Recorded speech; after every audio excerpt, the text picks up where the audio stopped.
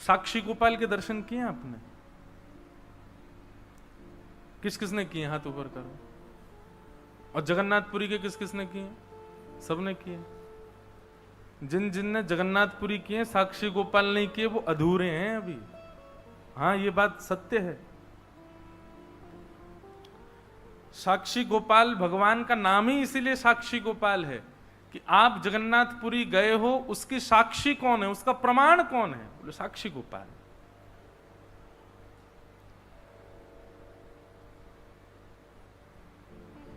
एक बार चार धाम यात्रा हो रही थी और उसमें उड़ीसा प्रांत के कुछ वैष्णव गए थे वृंदावन। यात्रा पूरी करने के बाद 84 कोस ब्रजमंडल की यात्रा की और यात्रा विश्राम करके वापस उड़ीसा आ रहे थे। अंतिम रात्रि थी वृंदावन में, बहुत ध्यान से सुनना। और तभी एक वयोवृद्ध थे, उनकी यात्रा सकुशल पूरी हो गई। एक छोटे बालक ने उनकी बड़ी सहायता की। बालक की उम्र 17-18 वर्ष की थी। उस बालक का हाथ पकड़ करके वृंदावन में बोले कि तुमने मेरी इतनी सहायता करी है, मैं तुमसे इतना प्रसन्न हूं, गांव लौटते ही अपनी नातनी का तुमसे ब्याह कराऊंगा मैं। तुम जैसा श्रेष्ठ दामाद नहीं मिलेगा हमारे परिवार को। मैं अपनी पुत्र की पुत्री का ब्याह तुमसे कराऊंगा। गोपाल जी के मंदिर में बैठे थे वृंदावन में। अब उस बालक की कोई ऐसी ब्याह की इच्छा नहीं थी, पर उन्होंने कह दिया तो उसके मन में भी इच्छा प्रकट होगी, चलो अच्छा है, लौट के मेरा ब्याह हो जाएगा, अच्छी बात है। गांव लौट करके जब आए तो गांव में आकर के वो बुजुर्ग ने घर में कहा कि भाई मैंने इसके लिए एक वर ढूंढ लिया है, उसने मेरी बड़ी सेवा करी यात्रा में, उसी से ब्याह होगा। किसी ने आकर के कहा अरे वो तो ऐसा है, उसके परिवार तो ऐसे, उसके दादा ऐसे, वहां हम अपनी बेटी को नहीं भेजेंगे। और घर वालों के प्रेशर में आकर के बेचारे उस वयोवृद्ध ने मना कर दिया। बोले भैया हमारी कोई बात नहीं हुई तुमसे, कोई ब्याह नहीं होगा, ये तो वो तो ऐसे ही बोल दिया था हमने आनंद में। और सुनो, हमने बोला ही नहीं है। बालक बोला मैं ब्याह नहीं करूंगा, लेकिन इनसे सत्य तो बुलवा के रहूंगा। उसने पंचायत में जाकर के बात कही। पंचों ने बुला करके कहा, बोले आपने वृंदावन में इससे ऐसा कहा था कि आप अपनी नातनी से इसका ब्याह कराओगे? बोले झूठ बोल रहा है, मैंने ऐसा कहा ही नहीं है। बालक बोला मैं किसी की भी सौगंध खा सकता हूं, इन्होंने कहा है। और देखिए मुझको इनकी कन्या से ब्याह करने की कोई रुचि नहीं है, पर ये सत्य बोलें कि इन्होंने ऐसा कहा था। पंचों ने कहा भैया मान जाओ। बोले हमने कहा ही नहीं है। वो अपनी बात पर अड़ गए। पंच अंत में निर्णय पर आए। बोले देखो अब एक ही निर्णय है, या तो तुम स्वीकार करो कि तुम गलत बोल रहे हो, इन्होंने कुछ कहा ही नहीं है, और यदि तुम कह रहे हो कि इन्होंने कुछ कहा है तो प्रमाण दो। किसी तीसरे ने तुम्हारी बात सुनी? उस बालक ने नेत्र बंद किए और उसको वृंदावन के वो गोपाल जी याद आ गए जिनके सामने वो बोल रहे थे। बोला हाँ, एक व्यक्ति है जिसने हमारी बात सुनी है। बोले कौन व्यक्ति? बोले जिन गोपाल जी के मंदिर में थे हम वृंदावन में, उन गोपाल जी के सामने इन्होंने कहा था कि अपनी पुत्री का ब्याह कराएंगे। उन्होंने सुनी है बात। गांव के लोग सब हंसने लगे। बोले अच्छा। तो एक पंच ने मजाक में कहते तो एक काम कर, सुन तू गोपाल जी को लिया, अगर वो आके कह देंगे हम तेरा ब्याह करा देंगे। और वहीं सारी सभा खत्म हो गई, सब अपने अपने घर को चले गए। उस बालक ने सोचा ठीक है गोपाल जी को लाते हैं। लौट करके वृंदावन गया और उन्हीं गोपाल जी के मंदिर में पहुंच गया और गोपाल जी से जाके कहा चलो मेरे साथ। आपके सामने उन्होंने कहा था कि वो अपनी कन्या का ब्याह मुझसे कराएंगे, अब चलिए मेरे गांव में चल करके साक्षी दो। ठाकुर जी तो कुछ बोले ही नहीं, यहीं खड़े रहे। वो तो मूर्ति मनते, वो कहां बोलते। लेकिन उसकी लगन ऐसी, बैठा ही रहा सामने। बोले बोलोगे कैसे नहीं? बोलना तो आपको पड़ेगा, आपको चलना तो पड़ेगा। मैंने बहुत सुना है आप बड़े कृपालु, आप बड़े दयालु, आप बड़े भक्तवत्सल हो। दिखाओ अपनी भक्तवत्सलता, दिखाओ अपनी करुणा, दिखाओ अपनी दयालुता।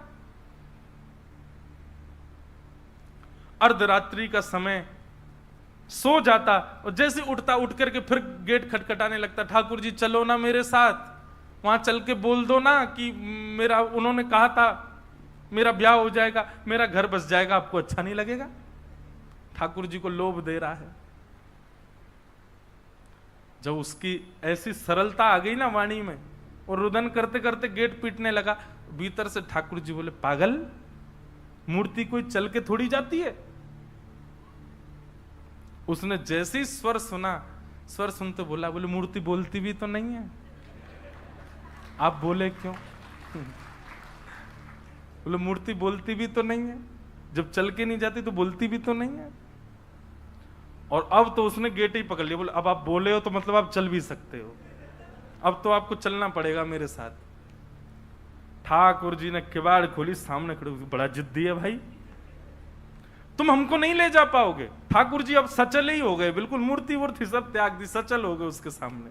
देखो एक बात मेरी याद रखना, लिख लेना कहीं पर, ठाकुर जी को प्रत्यक्ष प्रकट करना हो तो उसके लिए दो चीजें आवश्यक है। सबसे पहली उत्कंठा। उत्कंठा मतलब व्याकुलता। जैसे प्यासा व्यक्ति पानी के लिए व्याकुल, वैसी व्याकुलता ठाकुर जी के लिए हो तो ठाकुर जी सचल हो सकते हैं। और दूसरा जिद, जिद पकड़ लो, ठाकुर जी के पीछे ही पड़ जाओ हाथ धो के, बोलो मिलोगे कैसे नहीं, तो ठाकुर जी में। ये दो ही तरीके हैं उनको सचल करने के, बाकी फिर साधन और भी हैं, लेकिन इन दो तरीके से मैंने कई भक्तों के चरित्र में देखा ठाकुर जी सचल हो गए। भगवान बोले देख तू हमको नहीं ले जा पाएगा। बोले क्यों नहीं ले जा पाऊं? बोले मुझे बहुत भूख लगती है, 8 बार भोजन करता हूं मैं दिन भर, कहां से खिलाएगा मुझे? बोला मैं आपकी सब व्यवस्था कर दूंगा, लेकिन आप मेरे साथ चलो। भगवान बोले बड़ा विचित्र है, तू मतलब केवल अपना घर बसाने के लिए ठाकुर को वृंदावन से उड़ीसा लेके जाएगा? बोले नहीं कर सकते आप मेरे लिए, आपके लिए कौन सी बड़ी बात। आप जब वैकुंठ से आ सकते हो गजेंद्र की रक्षा करने, मेरे लिए उड़ीसा तक नहीं जा सकते? वैकुंठ से पृथ्वी की दूरी ज्यादा है कि या वृंदावन से उड़ीसा दूर ज्यादा है? ठाकुर जी बोले हर बात का तर्क है तेरे पास में, मैं आपकी सारी व्यवस्था कर दूंगा, भोजन प्रसाद सब मिल जाएगा नाथ, लेकिन मेरे संग चलो। उसके भाव से, उसकी सरलता से, उसकी जिद से ठाकुर जी इतने प्रसन्न हो गए। मुझे बात कहते कहते कभी मैं बड़ा भावुक हो जाता हूं कि जिस वृंदावन को ठाकुर जी कभी नहीं त्यागते, अपने कई वैष्णव भक्तों के प्रेम के लिए ठाकुर जी ने ब्रज तक को त्यागा है। और श्री गोपाल जी चल पड़े, बस एक नियम दे दिया, बोले पीछे मुड़ करके मत देखना, जब चल रहे होंगे, जब भोग लगाना होगा हमेशा हम कुछ आवाज कर देंगे, तुम रुक जाना, भोग बनाना पवा देना, लेकिन जब चलने की बारी आए तो पीछे मत देखना। ठाकुर जी, वैष्णव ने पूछा जान सकता हूं क्यों? ठाकुर जी बोले ललित गति विलास वल्गुहास प्रणय निरीक्षण कल्पितो रुमान। हम ललित गति से चलते हैं, हमारी चाल ऐसी है कि कोई और हमको निहारे तो हमको लज्जा आ जाती है, हमको शर्म आती है, हमको कोई देखे तो हम उछलते कूदते बांकी अदा से कभी कैसे चलते हैं। और बोले कहीं अगर तुमने हमारी ललित गति का दर्शन कर लिया तो तुम किसी और को देख ही नहीं पाओगे, घरवर नहीं बस पाएगा तुम्हारा फिर, इसलिए तुम पीछे मत देखना। ठीक है, चलने लगे, चलते चलते पूरा रास्ता सफर तय कर लिया, भोजन प्रसाद पाते दोनों भक्त भगवान चल करके उड़ीसा प्रांत में आ गए। जैसे ही उस गांव में पहुंचे जहां का वो व्यक्ति था, वहीं पास के समुद्र के किनारे चलने लगे। ठाकुर जी की पाजेबों की आवाज से उसको अनुभव होता था कि ठाकुर जी पीछे चल रहे हैं, लेकिन समुद्र की रेत जैसे ही ठाकुर जी के पायलों में भर गई तो आवाज आनी बंद हो गई। उसको संशय हुआ कि ठाकुर जी कहीं रुक तो नहीं गए, और तब तुरंत उसने पीछे देखा, ठाकुर जी ललित गति से खड़े थे, वैसे ही खड़े रह गए। बोले अब नहीं जाऊंगा, तेरे से मना करी थी पीछे मत देखना। बोले आपकी आवाज नहीं आई पैरों की, पायलों की, इसलिए देखा मैंने। भगवान बोले अब जो भी हो, अब इससे आगे नहीं जाऊंगा, 2 किलोमीटर रह गया मेरा गांव, 2-3 किलोमीटर ही तो है बस, चल दो गुरु। ठाकुर जी बोले भले आदमी, तेरे लिए हम इतने किलोमीटर चल के आ गए, गांव वालों को 2 किलोमीटर इधर लिया, यहां पे लिया। दौड़ा दौड़ा गया, सारे पंच और सारे गांव वासियों को बोला, बोले चलो चलो चलो, गोपाल जी आ गए, गोपाल जी आ गए, साक्षी देने गोपाल जी आए। गांव वालों को लगा क्या पागलपन है इसका, इतने महीनों बाद आया और यूं कह रहा गोपाल जी आ गए। गांव वालों ने जाकर के देखा, समुद्र के किनारे सुंदर एक निकुंज वन में त्रिभंग लली श्याम सुंदर प्रत्यक्ष खड़े हैं और अपनी आंखों की पलकें झपका रहे हैं। देख करके वहीं सब नतमस्तक हो गए। ठाकुर जी ने साक्षी दी कि हाँ, मेरे मंदिर में इन बुजुर्ग महापुरुष ने इनको वचन दिया था कि गांव जाकर के ये अपनी कन्या का विवाह इससे कराएंगे। और गांव के लोग तो रोने लगे, नेत्रों में आंसू भर आए सबके, और ठाकुर जी मूर्तिमंत हो गए, उसके ऊपर कृपा की। और भी प्रसंग साक्षी गोपाल भगवान के आते हैं कि जब साक्षी गोपाल भगवान आ गए तो पंडा पुजारी सब सोचने लगे अब इनके लिए मंदिर बने तब तक कहां रहेंगे। ठाकुर जी बोले इनको एक काम करो, जगन्नाथ मंदिर में विराजमान करे आओ। ऐसी कथा सुनी है मैंने, तो उनको श्री जगन्नाथ मंदिर में विराजमान करवा दिया। और जैसे ही वो जगन्नाथ मंदिर में विराजमान हुए, एक सप्ताह के अंदर श्री जगन्नाथ जी पतले हो गए। ये जगन्नाथ जी, पुजारी जी बोले ठाकुर जी कमजोर से लग रहे हो। ठाकुर जी बोले क्या करें, आजकल भोजन मिलता ही नहीं हमको। बोले क्यों? बोले नया ठाकुर आया, साक्षी को सबरा भोजन खा जाता है। मां सुदर्शन जी बेचारे 5 दिन से भूखे, वो बलराम जी का भी खा जाता है, सुभद्रा जी का, सबरा अकेला पा जाता है। और हम लोगों को कहता खबरदार जो छुआ तो, तुम लोग तो भोग धर के कपाट बंद करके चले जाते हो, पूरे भोजन पर अकेले उसी का राज रहता है। तब राजा ने जल्दी जल्दी साक्षी गोपाल जी का मंदिर बनवाया और उनको वहां विराजमान करवाया। अब देखो कैसा विलास है ठाकुर जी का। जगन्नाथ जी भी वही गोपाल जी हैं, साक्षी गोपाल भी वही गोपाल जी हैं, लेकिन विलास है ठाकुर जी का, इसलिए वो पूर्ण स्वतंत्र हैं।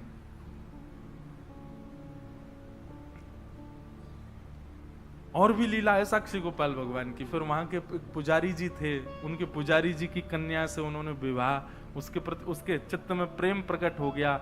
वो ठाकुर जी के पास जाती, रात भर नृत्य करती, और ठाकुर जी ने फिर उसको अपने आप में विलीन किया। ऐसी भी एक लीला आती है। तो हम क्या कह रहे थे, किस विषय में ये बात कह रहे थे?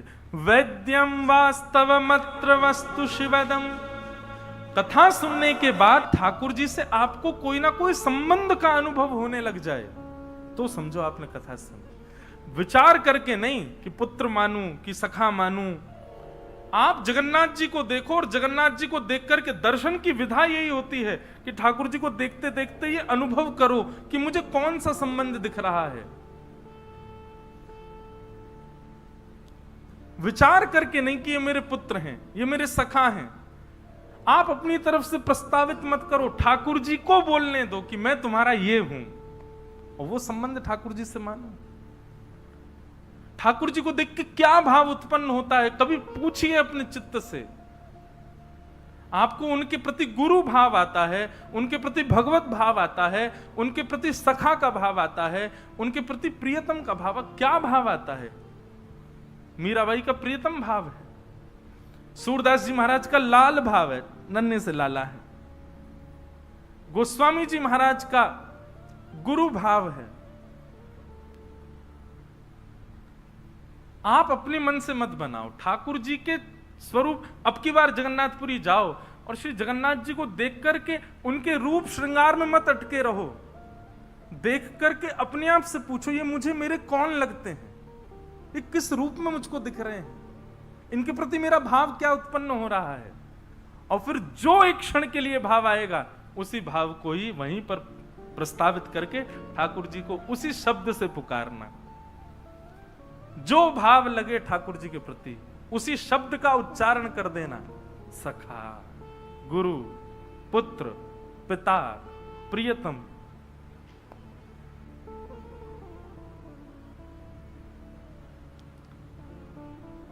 ऐसे भाव।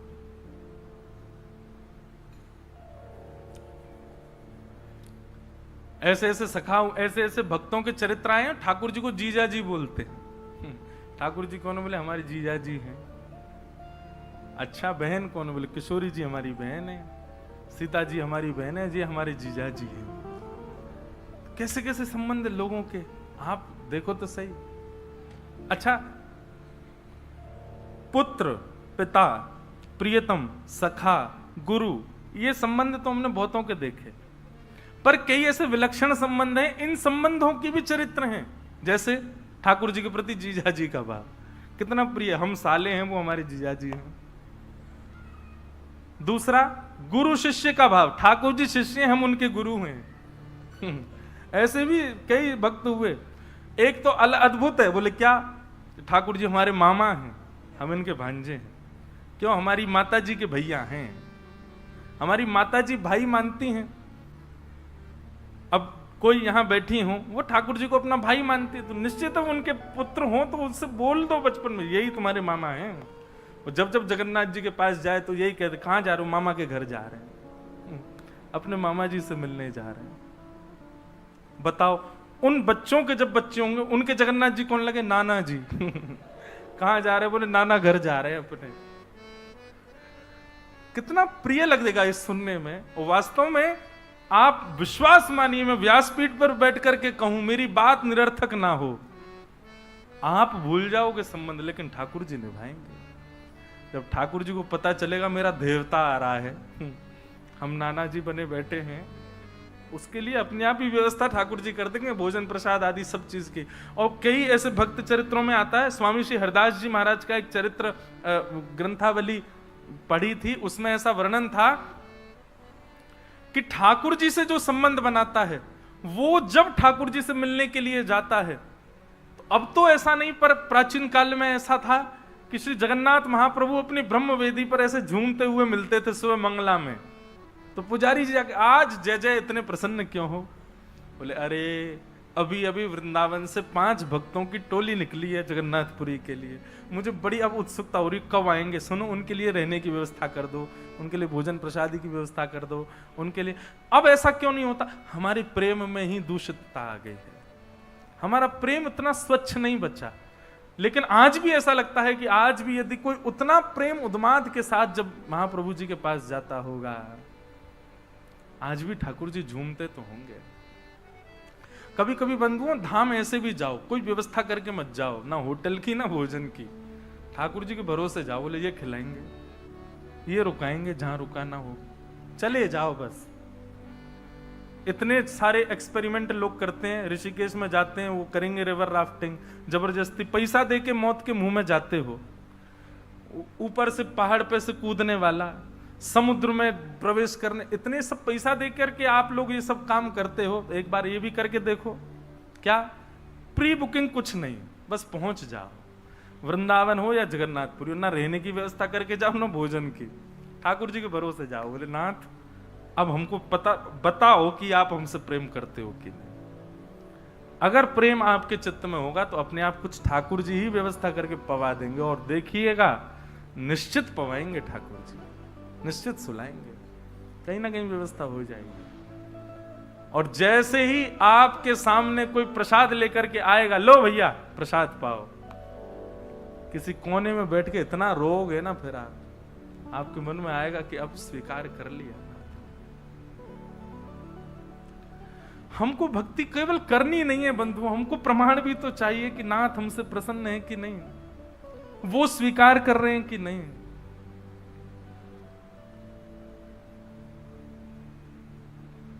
मेरा नाथ तू है, मेरा नाथ तू है, नहीं मैं अकेला, मेरे साथ तू है, मेरा नाथ तू है, मेरा नाथ तू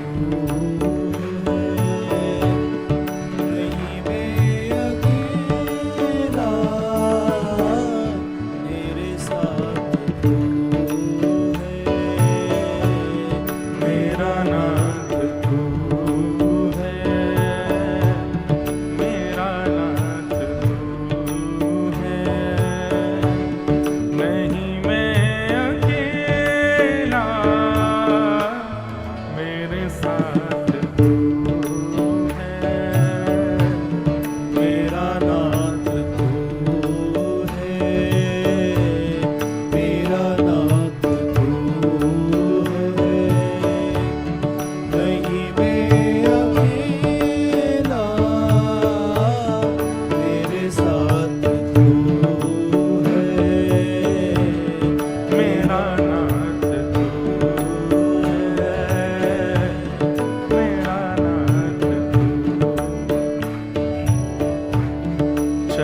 जा रहा हूँ मैं राह पे तुम्हारे, चला जा रहा हूँ मैं राह पे तुम्हारे,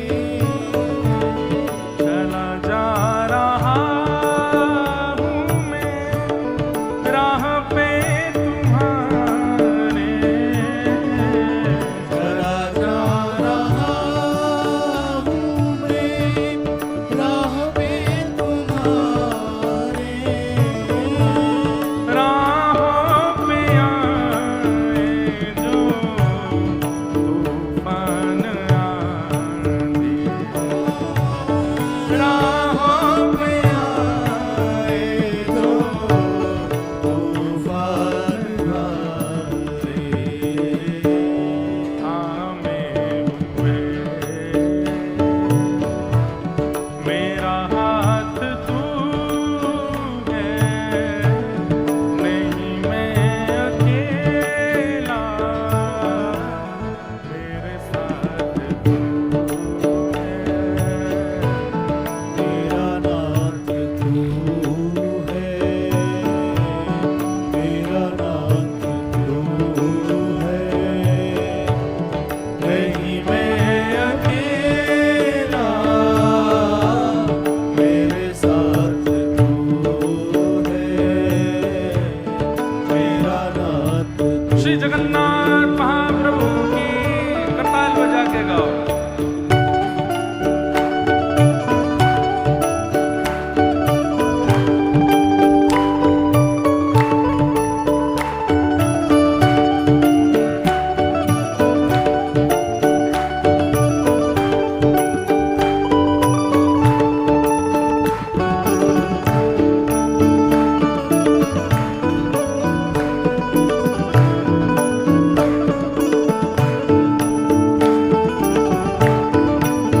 श्री राधा वल्लभ लाल की।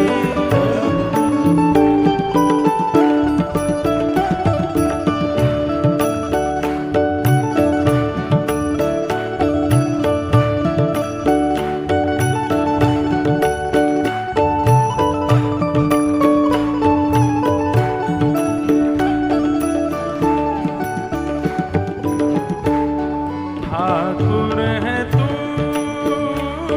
मैं तेरा पुजारी,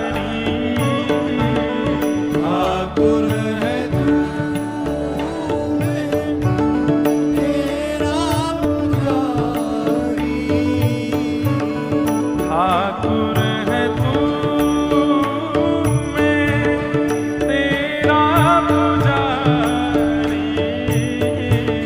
ठाकुर है तू मैं तेरा पुजारी, सबसे सुंदर बात, तेरा खेल हूँ मैं, तू मेरा खिलाड़ी, तेरा खेल हूँ मैं, मेरा खिलाड़ी। एक बहुत सुंदर प्रसंग है। ठाकुर जी हमारे संग खेलते हैं। कैसे खेलते हैं? हमें रुवाए करके, हमें हंसाए करके, ये ठाकुर जी खेलते हैं हमारे साथ। हमें पीड़ा देते हैं, हमारे जीवन में संकट देते हैं। ठाकुर जी का खेल है हमारे साथ। देखो, एक बार हमारे गोवर्धन के श्री पंडित गया प्रसाद जी महाराज, उनका चित्र रहता है मेरी कथा में। ये महाप्रभु श्री पंडित श्री गया प्रसाद जी महाराज, आप श्री ठाकुर जी के बड़े प्रेमी। तो आप श्री से किसी ने कही कि बोले बाबा हमारे जीवन में बड़ो संकट दे रखो, ठाकुर जी ने कहा करें। बाबा उत्तर देते हुए कहते हैं, बोले भैया लाला को खेलवे को स्वभाव है, ये हमारे संग खेल करे लाला तब हमें कष्ट देवे, हमें पीड़ा देवे, हम जो चाहे वैसे विपरीत लीला करे। एक इतनी सुंदर बात पंडित जी महाराज कहते, बोलते ठाकुर जी खेल करें वैसे घबराओ मत। ठाकुर जी से केवल एक बात कहो, ठाकुर जी तुम्हें जैसे खेलना खेलो, लेकिन शर्त ये खिलौना कभी बदलना नहीं चाहिए। खिलौना हम ही रहने चाहिए, हमको कभी बदली हो मत। कहीं ऐसा नहीं हो कि भाई एक्स्ट्रा ऑर्डिनरी खिलौना आ गए तो हम छोड़ दिए। नहीं नहीं ठाकुर जी, आप चाहे हमें तोड़ो मरोड़ो फेंक दो काट दो बीच में, तो खिलौना हम ही रहने चाहिए, हमको मत छोड़ो। तेरा खेल हूं मैं, तू मेरा खिलाड़ी, तेरा खेल हूं मैं। अच्छा एक बात, आपको कैसे पता चले कि ठाकुर जी ने खिलौना बदल लिया? आप जो चाहते हो, जो सोचते हो, जो आजकल बोलते हैं मैनिफेस्ट करो, जो आपने सोचा आपको मिल गया, समझो आप खिलौना बदल चुका है, कोई और आ गया ठाकुर जी के पास। आपने जो योजना बनाई वो योजना पूर्ण हो जाए, जो खाने का मन करे वो व्यवस्थित हो जाए, जो जो आप सोचने लगो वो तुरंत आपके सामने प्रस्तुत होने लगे। संसारी भाव, ठाकुर जी से संबंधी नहीं, संसार का भाव। जो आप सोचो, जो आप विचार करो, जो आप चाहो वो आपको तुरंत मिल जाए, ज्यादा प्रयास ना करना पड़े। समझ जाइए ठाकुर जी ने खिलौना बदल लिया है, अब कोई और है। लेकिन आप चाह रहे हो आज तो पाव भाजी मिलने चाहिए, हे ठाकुर जी कहीं से खिलवा दो। लेकिन माँ ने कान पकड़ लिए, बोले तुझे आज करेला ही खवाऊंगी मैं, करेला ही खा। समझ, हाँ अभी खिलौना हम ही हैं।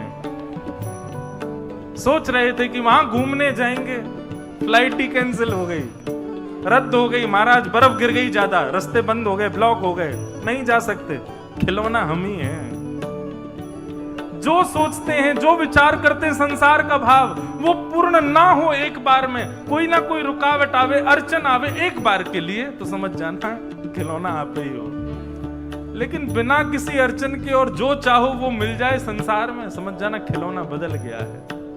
ठाकुर है तू, मैं तेरा पुजारी, ठाकुर है तू, मैं तेरा पुजारी, ओ तेरा खेल हूँ मैं, तू मेरा खिलाड़ी, तेरा खेल हूँ मैं, तू मेरा खिलाड़ी। मेरी जिंदगी की हर एक बात तू है, नहीं मैं अकेला, मेरे साथ तू है, मेरा नाथ तू है, मेरा नाथ तू है, नहीं मैं अकेला, मेरे साथ तू है, मेरा नाथ तू है, मेरा नाथ तू है, नहीं मैं अकेला, मेरे साथ तू है, मेरा नाथ तू। जय जगन्नाथ जय बलदेव, जय सुभद्रा जय लीलाचल धाम, जय जगन्नाथ, सब लोग गाओ। जय जगन्नाथ जय बलदेव, जय सुभद्रा जय लीलाचल धाम। आवाज नहीं आ रही है, जोर से गाओ। हे जय जगन्नाथ जय बलदेव, जय सुभद्रा जय लीलाचल धाम।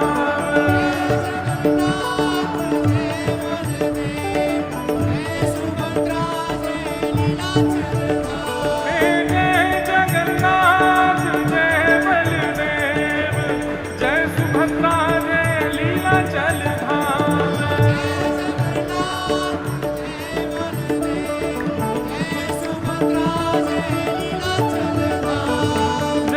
जगन्नाथ जय बलदेव, जय सुभद्रा जय लीला चल धाम।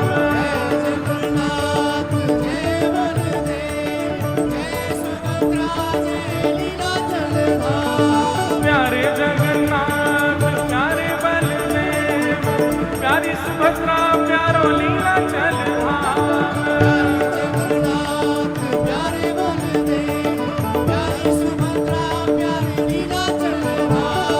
प्यारे जगन्नाथ प्यारो बलदेव, प्यारी सुभद्रा प्यारो लीला चल धाम।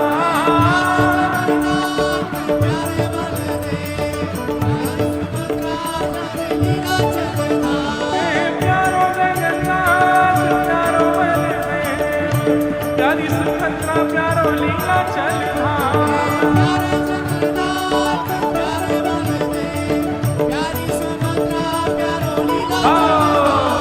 प्यारो जगन्नाथ प्यारो बलदेव, प्यारी सुभद्रा प्यारो लीला चल धाम।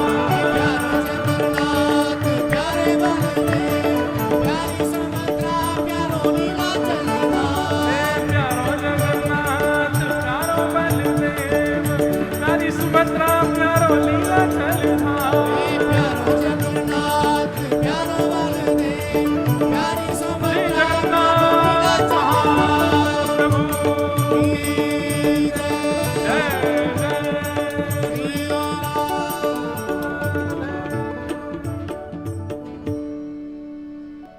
तो संबंध आप मत बनाओ ठाकुर जी से, ठाकुर जी को बनाने दो आपसे। और ठाकुर जी बना रहे हैं आपसे संबंध, ये आपको प्रथम दर्शन में ही अनुभव हो जाएगा। और प्रथम में ना हो तो अभी समझना अभी शायद हम परिपक्व नहीं है, और परिपक्वता लाओ और भजन बढ़ाओ और कथा बढ़ाओ और सेवा बढ़ाओ, फिर दर्शन करने जाओ।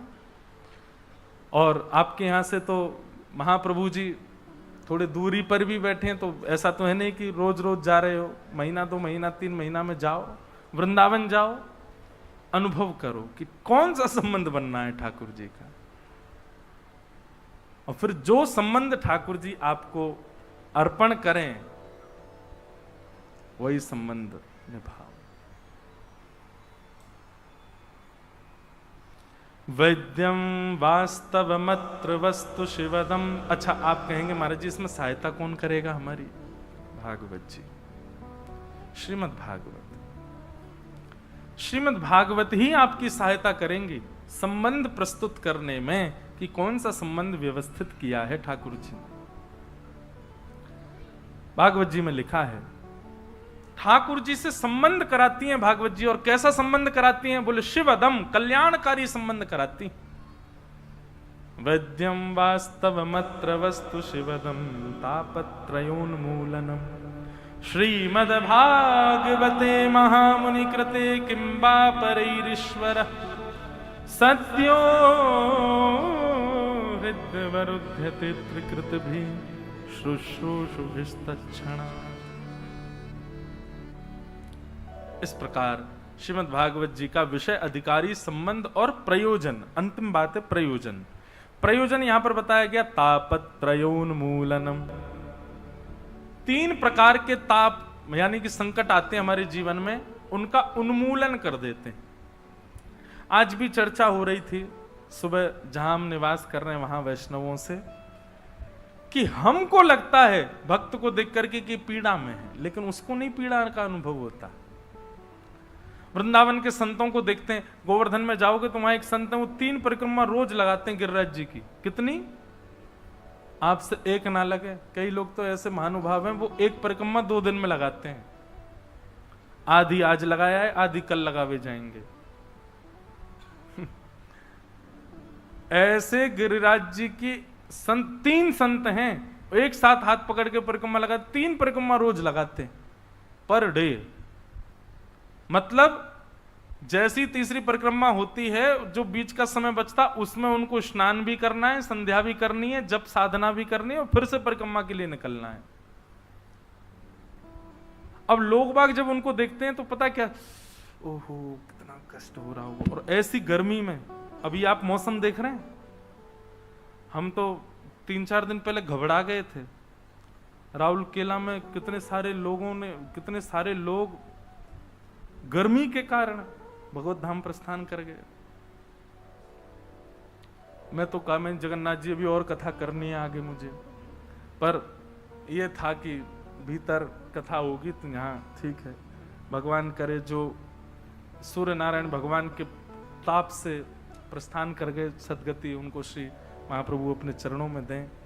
इतनी गर्मी, कोई स्थिति नहीं है, कोई चल नहीं सकता। दोपहर के 1-2 बजे सुनसान रहते हैं रोड, पर उन महापुरुषों का अभी भी नियम चल रहा है 3 परिक्रमा का पर डे। पैरों में बोरी बांध लेते हैं, क्योंकि शरीर है, शरीर तो अपना धर्म, उसको विपरीत ले जाओगे तो वो तो छिलेगा भी, वो तो उसके तो उनकी एड़ियां फट गई, पैर फट गए, तो शरीर तो अपना धर्म निभा रहा है। उसके विपरीत जाओगे तो वो तो आपका साथ छोड़ेगा, लेकिन उनकी लगन नहीं छूट रही है, वो अभी भी परिक्रमा लगाते हैं। मैंने दंडवती लगाई थी जब गिरिराज जी की, हम जैसी दंडवती कोई ना लगावे।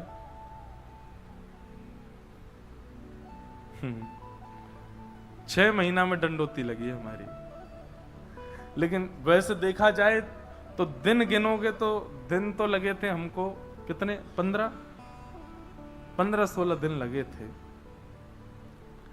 लेकिन 10 दिन पहले लगा गए, फिर बची हुई जो थी वो 6 महीना बाद लगाने गए, क्यों बीच में कथाएं आ गई थी। तो वो महापुरुष तीनों मिलते थे मुझको दंडवती में, और इतने प्रेमी, इतने सुंदर महात्मा। मैं दंडवती लगाता था तो कभी ना कभी तो मिल ही जाते थे, कहीं ना कहीं उनकी परिक्रमा तो चलती रहती है। तो जैसे ही मैं लेट के दंडवती कर रहा होता था, चुपके से पीछे से आते मेरे पांव छू लेते। मैंने कि महाराज जी ऐसे क्यों करते हो आप? तो बोले आप ब्रजवासी हो, ऊपर से कथाकार हो, ठाकुर जी की लीला सुनाते हो, बताओ दंडवती कर रहे हो, आपको प्रणाम करेंगे तो गिरिराज जी हमसे जल्दी रीझ जाएंगे। वही महापुरुष, वो भी बेचारे इसी, मैं भी यही सोचता था मुझे आज मिलेंगे, कहाँ मिलेंगे, उनको भी रहता था व्यास जी कहाँ मिलेंगे। कहीं ना कहीं थोड़ी बहुत राम राम शाम शाम होती थी। और 10 दिन की परिक्रमा पूरी करके कथाएं आ गई तो मैं तो चला गया। उनको लगा कि परिक्रमा पूरी हो गई व्यास जी की, वो तो गए। 6 महीना बाद मैं फिर आया, अपना वो फॉर्म लेके, वो फॉर्म बिछा के लगाते हैं ना। जैसी मैंने परिक्रमा शुरू करी, बाबा आए, ओ वो तो महाराज लिपट गए। बोले भक्त तो बहुत देखे, आप जैसा नहीं देखा। 6 महीना नहीं हुए दोबारा परिक्रमा शुरू कर दी। मैंने महाराज जी दोबारा नहीं है, ये पहली चल रही है अभी। महाराज जी बोले फिर तो आपसे गया गुजरा कोई नहीं है, एक परिक्रमा में इतना समय कौन लगाता है?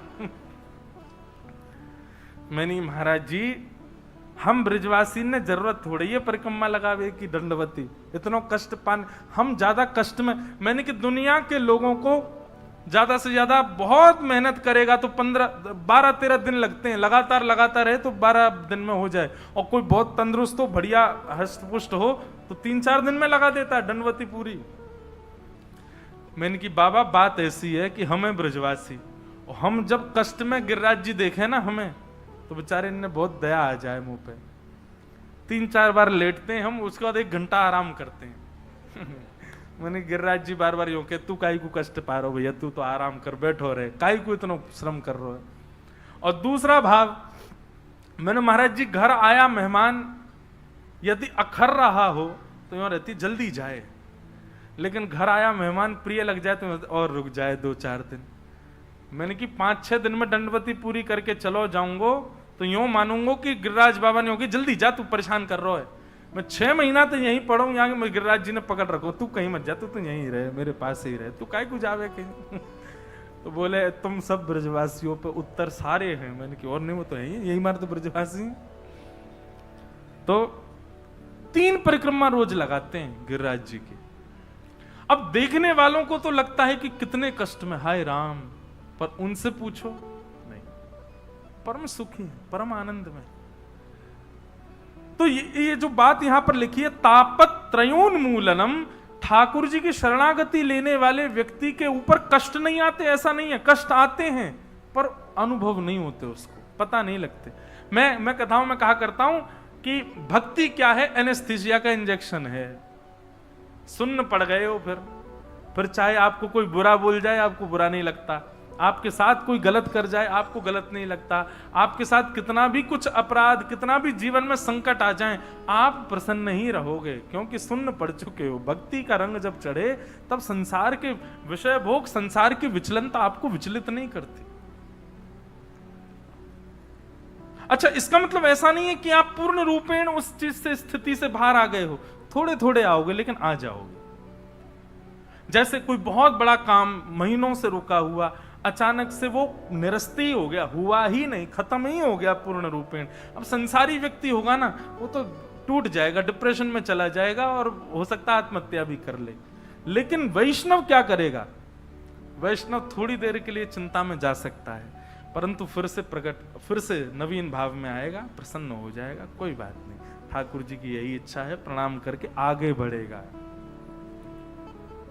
वो विचलित उस चीज पर ज्यादा विचलन नहीं कर सकता। और माफ कीजिए, कोई भी चिंता जीवन में आवे, यदि वो घंटा डेढ़ घंटे से अधिक आपके सिर पर हावी हो रही है तो आप वैष्णव नहीं हो।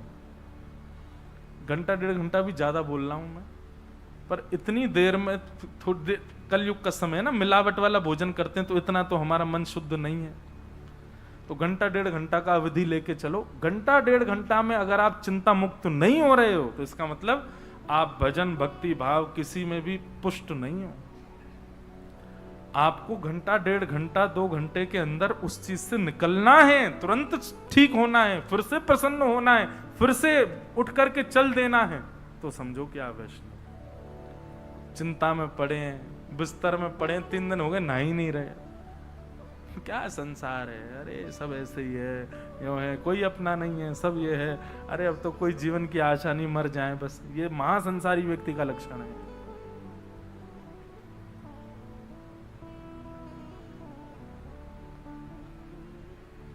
तो तापत्रयोन्मूलनम, 3 प्रकार के तापों का उन्मूलन करते हैं। श्री महाप्रभु जगन्नाथ जी भी 15 दिन के लिए कष्ट में जाते हैं। ठाकुर जी को कष्ट नहीं होता। अब देखो यहां भी नियम तोड़ दिया ठाकुर जी ने। ठाकुर जी को किस बात का कष्ट हो सकता है? परंतु अपने भक्त के भाव को अपने ऊपर धारण करने के लिए ठाकुर जी पीड़ा में चले जाते। और उसके पीछे एक और बात है कि महाप्रभु जगन्नाथ जी कभी एकादशी व्रत नहीं करते। क्यों? ठाकुर जी एक संग व्रत कर लेते हैं, सारा साल भर के सबरे व्रत एक संग कर लेते हैं। बड़े चतुर हैं ठाकुर जी। हमसे तो यूं कहेंगे एकादशी उल्टी टंगी है, हमारे यहाँ व्रत नहीं। वो स्कंद पुराण में लिखा है कि एकादशी वाले दिन तो आकंठ भोजन करना चाहिए, मतलब और दिन से ज्यादा भोजन करना चाहिए जगन्नाथपुरी में। लेकिन एक बात बहुत सुंदर, बहुत ध्यान से सुनिएगा, एकादशी के दिन यदि आप जगन्नाथपुरी में हो तो वहां सबसे पूछते मत डोलो, महाप्रसाद पालें, यहां तो लगती नहीं ना एकादशी, यहां तो। इसका मतलब क्या है? आपके अंदर ये दोष बुद्धि है कि वो चावल है। वो चावल नहीं है, वो महाप्रसाद गोविंद है। महाप्रभु श्री चैतन्य महाप्रभु कहते हैं वो साक्षात गोविंद हैं। आप उनके प्रति ये भाव रखो ही मत कि अन्न है। और एक बात कहूं मैं आपसे, आप अन्यथा मतलब कोई अगर मेरा आक्षेप करे तो क्षमा हाथ जोड़ करके, पर एकादशी का दिन हो और कहीं मंदिर का कोई प्रसाद आ जाए, उसके प्रति अन्न भाव मत रखो। चाहे तिनका लो लेकिन लीजिए, और प्रसाद मान करके लीजिए। आप उसको साक्षात गोविंद मान करके लीजिए। एकादशी के दिन जब ये कहते रहते हैं यहां तो एकादशी है ना, यहां तो चल जाता है ना, यहां तो पा लेते हैं ना प्रसाद, यहां तो हो जाता है ना, इसका मतलब क्या है? आपके मन में ये भाव है कि अन्न है। अन्न की भावना रखनी ही नहीं है वहां पर। वो साक्षात प्रसाद है, वो ठाकुर जी ही हैं। एकमात्र जगन्नाथपुरी ऐसा है जहां पर ठाकुर जी सबके भीतर प्रवेश करते हैं महाप्रसाद के रूप में। इसलिए एकादशी का दिन है और आप यदि जगन्नाथपुरी में हो तो 2 भावना रखो महाप्रसाद के प्रति। या तो ये गोविंद हैं और गोविंद को स्वीकार करने में कैसा भाव, और दूसरा भाव ये रखो कि ये फलाहार ही है, हम फलाहार ही पा रहे हैं। ठाकुर जी के मुख का अधरामृत है, ये फलाहार से भी श्रेष्ठ है। इसलिए स्कंद पुराण में लिखा है कि बाकी के दिन जितना पाते हो उससे दुगना पाओ एकादशी के दिन। कहां? पुरी में। अच्छा, एक दूसरा नियम और बनाइए। आप जगन्नाथपुरी जाते हैं, अन्य अन्य धामों की तो अब सब जगह व्यवस्था जैसी हो, पर जगन्नाथपुरी में तो यह संभव हो सकता है, और कुछ पाना ही नहीं है। बाल भोग भी महाप्रसाद, राजभोग भी महाप्रसाद और रात्रि भोग भी महाप्रसाद। ठाकुर जी का धर्मामृत ही पाना है, बाहर का कुछ सेवन नहीं करना है, वही पाओ। ये नियम हमने तो अभी तक रखा है जगन्नाथपुरी में। वहां जाते हैं, कुछ नहीं पाए, कहीं रुकें, होटल में रुकें, आश्रम में रुकें, कहीं रुकें, प्रसाद मंदिर का ही पाएंगे, और सबको सुलभ है, सबको मिलता है। ऐसा भी नहीं कि किसी को बहुत परिश्रम करना पड़ता हो, सबको मिलता है, वही पाओ। महाप्रसाद के बड़े नियम हैं। ऊपर बैठ के नहीं पाना चाहिए, थाली में नहीं पाना चाहिए, आसन पर बैठ के नहीं पाना चाहिए, और एक ही पत्तल में 5 लोग पालें, कोई झूठा नहीं माना जाएगा, सब एक से माने जाएंगे। बल्कि महाप्रसाद का तो नियम ऐसा होता है कि जब महाप्रसाद आ जाए सबको मिलाओ, सबसे पहला ग्रास पास में जो बैठा उसको पवा दो अपने हाथ से, और उसके प्रति ये भाव नहीं अरे इसके मुंह में हाथ चला गया झूठा हो गया, नहीं, वहां अक्षिष्ट होता ही नहीं है। स्कंद पुराण में तो ये तक लिखा है कि आप महाप्रसाद पा रहे हैं, उस समय कोई कुकर सुकर आकर के यदि आपकी थाली में से थोड़ा सा चाट जाए तो उसको भी आप निरर्थक नहीं मान सकते, वो तब भी शुद्ध है। इतनी महिमा महाप्रसाद की। तापत्रयोन्मूलनम श्रीमद्भागवते महामुनि कृते किंबा परैरीश्वरः सद्यो हृदय वरुध्यते कृतभिः शुश्रूषुभिस्तक्षणात्। भागवत जी का 3रा श्लोक। निगम कल्पतरोर्गलितं फलम् सुखमुखादमृतद्रव संयुतम् पिबत भागवतं रसमालयम् मुहुरहो रसिका भुवि भावुकाः। तृतीय श्लोक में क्या बता रहे हैं? श्रीमद् भागवत क्या है? तो कह रहे हैं वेद रूपी कल्प वृक्ष का पका हुआ फल है।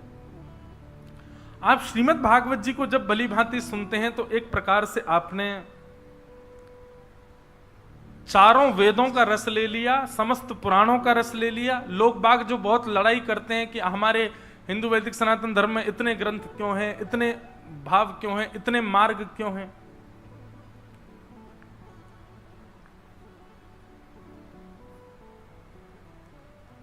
एक बात बहुत ध्यान से सुनिए।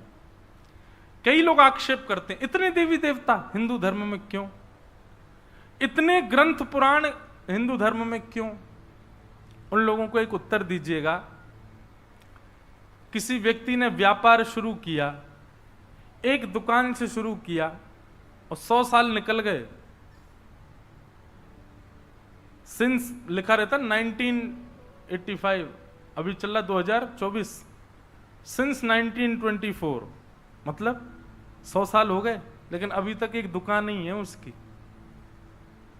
और किसी व्यक्ति ने व्यापार दुकान से शुरू किया, इस नगर में फैक्ट्री, उस नगर में फैक्ट्री, वहां चले जाओ वहां व्यापार, वहां चले जाओ दुकानें खुली। महाराज दुनिया भर के पूरे विश्व भर में उसने अपने अपने प्लेटफॉर्म खोल दिए, अपने फ्रेंचाइजी डाल दी।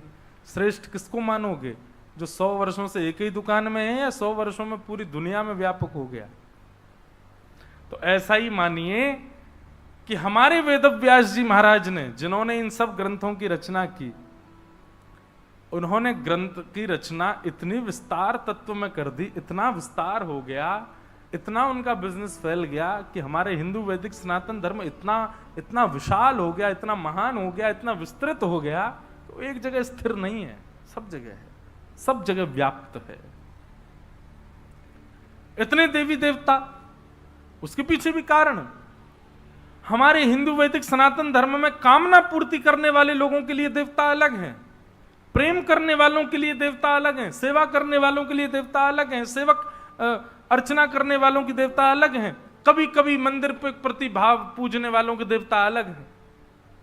सबके लिए बहुत सारे ऑप्शंस हैं, कैसे भी रहो लेकिन सनातन धर्म से जुड़े रहो। छोड़ो नहीं अपने रूट्स को, इसलिए इतने सारे देवता। परंतु बंधुओं, यदि आप श्रीमद् भागवत का श्रवण करते हैं तो आपने चारों वेद, उपनिषद, शास्त्र, धर्म, ज्ञान, वैराग्य आदि आदि जो कुछ भी आप कह लो शब्द, उन सब का निचोड़ आपने एक साथ ग्रहण कर लिया यदि आपने भागवत को श्रवण किया तो। क्यों? श्रीमद् भागवत सबका सार तत्व है। निगम कल्प तरोर गलितम फलम। श्रीमद् भागवत फल है, बाकी जितने भी ग्रंथ आदि ये सब वृक्ष हैं। एक वृक्ष है सनातन धर्म, और वही वृक्ष का नाम है निगम, यानी कि वेद। उस वेद रूपी वृक्ष के पके हुए फल हैं श्रीमद् भागवत।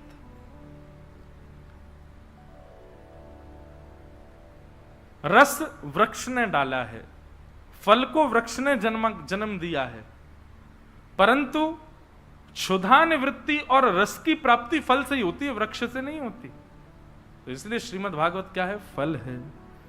निगम कल्प तरोर गलितम फलम। श्रीमद् भागवत फल है। इसीलिए मैं कथा में कहा करता हूं कि आप अन्य कोई भी कथा सुनो, अन्य किसी भी मार्ग पर जाओ, आप फल की कामना करो, पर भागवत जी से कभी फल की कामना मत करना कि हमको ये मिल जाए, हमको वो मिल जाए, और कुछ, क्योंकि कुछ मिलेगा ही नहीं। क्यों? ये स्वयं फल हैं। फल से फल नहीं मांगा जाता, फल से रस मांगा जाता है। फल से क्या मांगा जाता है? रस। यहां तो रस की कामना से आओ, फल की कामना से नहीं। मैं बताया करता हूं, एक जगह मेरी कथा थी तो एक माता जी प्रणाम करने आई मंच पे, 7वां दिन था, कथा विश्राम। मुझसे आके प्रणाम, महाराज जी बहुत अच्छी कथा सुनाई आपने। मैंने कहा अच्छा। साथ में उनकी बहू थी, प्रणाम करो महाराज जी, प्रणाम। महाराज जी इसको फल दे दो, हमारे नाती नहीं है। मैंने कहा मैया फल कहां से लाऊं मैं? बोले नहीं, मैं पहले दिन ही आपकी चौकी के नीचे धर गई थी।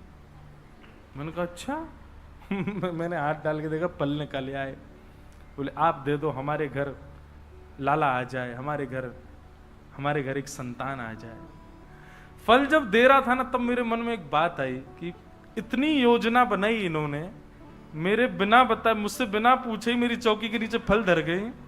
7 दिन में इन्होंने ये सोच लिया कि वो फल अभिमंत्रित हो गया होगा, अब हमारी बहू खाएगी तो हमारे घर में संतान आएगी। मैंने कहा इतनी योजना इन्होंने इस भाव से बनाई होती कि इस फल को हमारा पूरा परिवार खाए तो हमारे घर में साक्षात ठाकुर जी प्रकट हो जाएं, हमारे घर में भक्ति प्रकट हो जाए, हमारे घर में वृंदावन प्रकट हो जाए। ऐसी परिकल्पना नहीं की इन्होंने। इतनी सब योजना बना करके भी मांगा संसारी।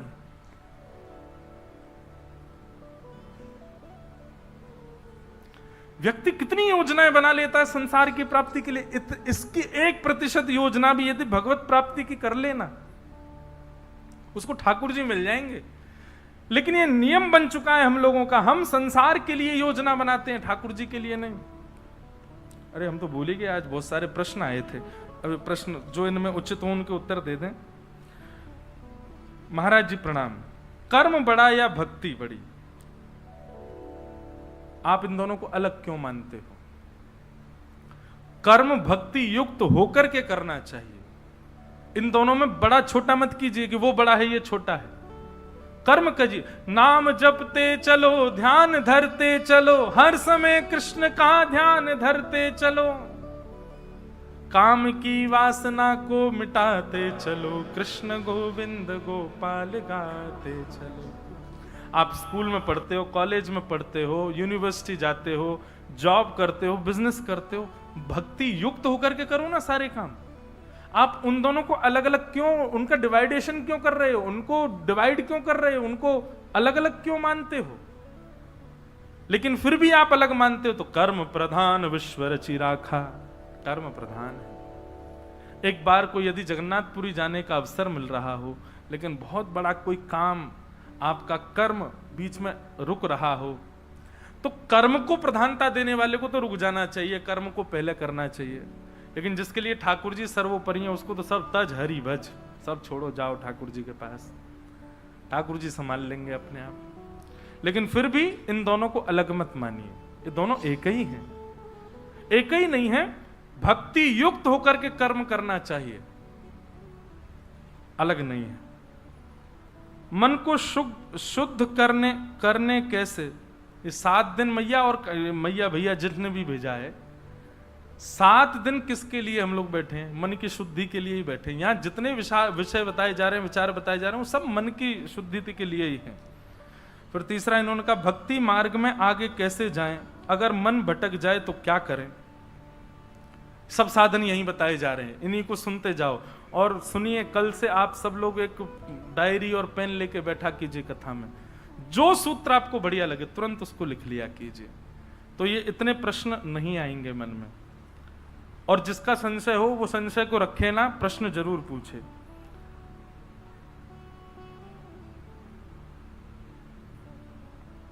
भक्ति से संतुष्ट न होना समझ में आता है, पर व्यापार से संतुष्ट होने वाली बात विस्तार से बताइए।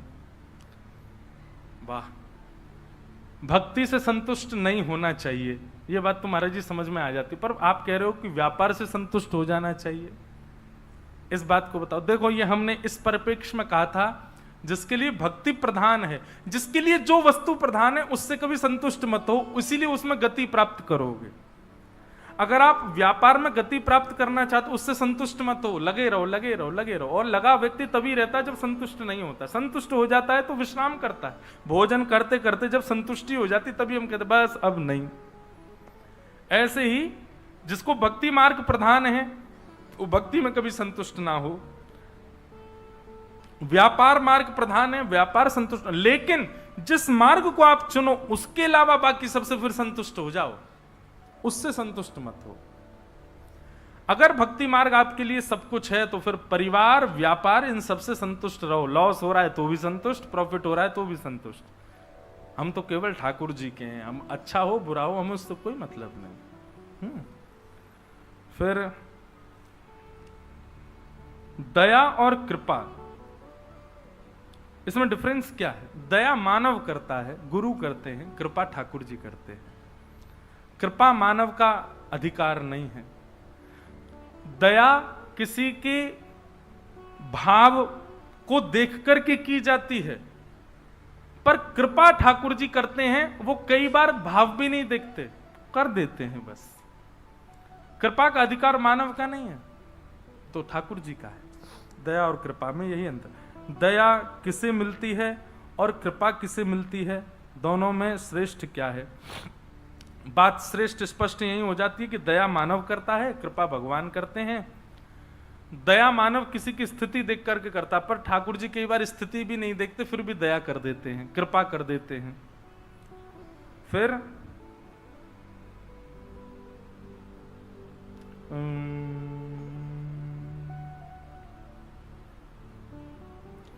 राधा रमण जी की भक्ति में आगे बढ़ना है, मैं क्या करूं?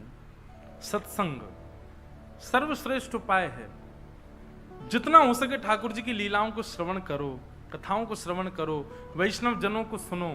जितना आप सुनेंगे उतना चिंतन बढ़ेगा, उतना भाव बढ़ेगा। फिर धीरे धीरे क्या होगा, आप मानसी सेवा में प्रवेश करने लग जाओगे। आपकी मस्तिष्क ही एक अलग सेवा करने लग जाएगा, उससे अपने आप आपका प्रेम उन्माद बढ़ेगा।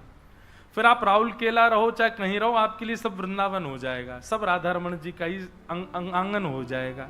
सब जगह जित देखूं उतित श्याममयी है, ऐसी स्थिति हो जाएगी। राधे राधे दोस्तों, हमारे चैनल में लोगों का हार्दिक स्वागत है। यह चैनल श्री राधा कृष्ण की भक्ति, मधुर भजन, भगवत कथा, सत्संग और वृंदावन रस को समर्पित है। रोज सुनने के लिए चैनल को लाइक, शेयर और सब्सक्राइब अवश्य करें तथा बेल आइकन दबाना न भूलें।